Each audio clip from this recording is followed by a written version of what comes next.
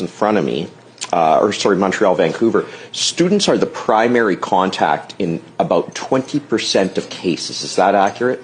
I would say the number might be higher, but yes, there are a lot of them. Yes. There's no way to differentiate between a student generally, unless you have a keen eye, you really know what you're looking for, between a student and a fully trained officer. Is that accurate? There is no way whatsoever, no. So you have somebody with 3 weeks training at our border deciding whether someone comes in or out and whether they're a security threat. Is that accurate? That is accurate, yes. Does that give you cause for concern? Some of our best officers began as students when the program started under the SWEP program. They worked along with an officer. They were mentored. It was part of a program to gain experience and see whether this is something you wanted to do as a career.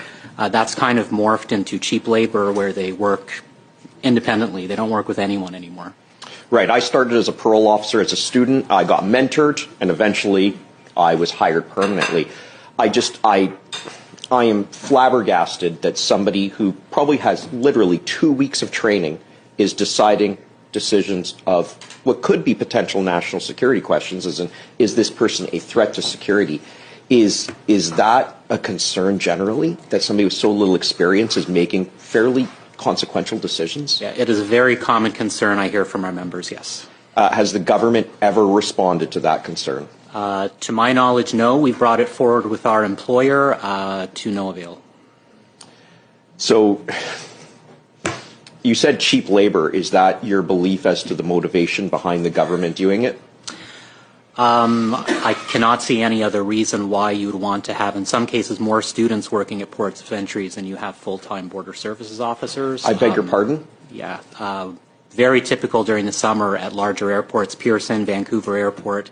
You will have more students on than you have BSOs. So we're going to hire 1,000 new agents when we can't even staff our airports with agents now without help from students. Again, not derogating from what students do, but it's a very big difference to be a fully trained officer and a student. Students have a role, but that role isn't on the front line of security.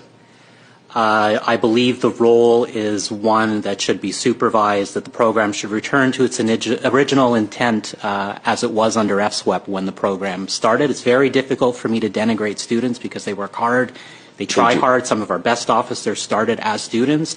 But as it's currently run, they are put in very difficult positions where they have to make decisions and do things that I'm not sure they have the skills and experience to necessarily do well. You have to learn to crawl before you learn to walk, and I think that that's the analogy here. No disrespect to students. They do work hard and they gain valuable experience.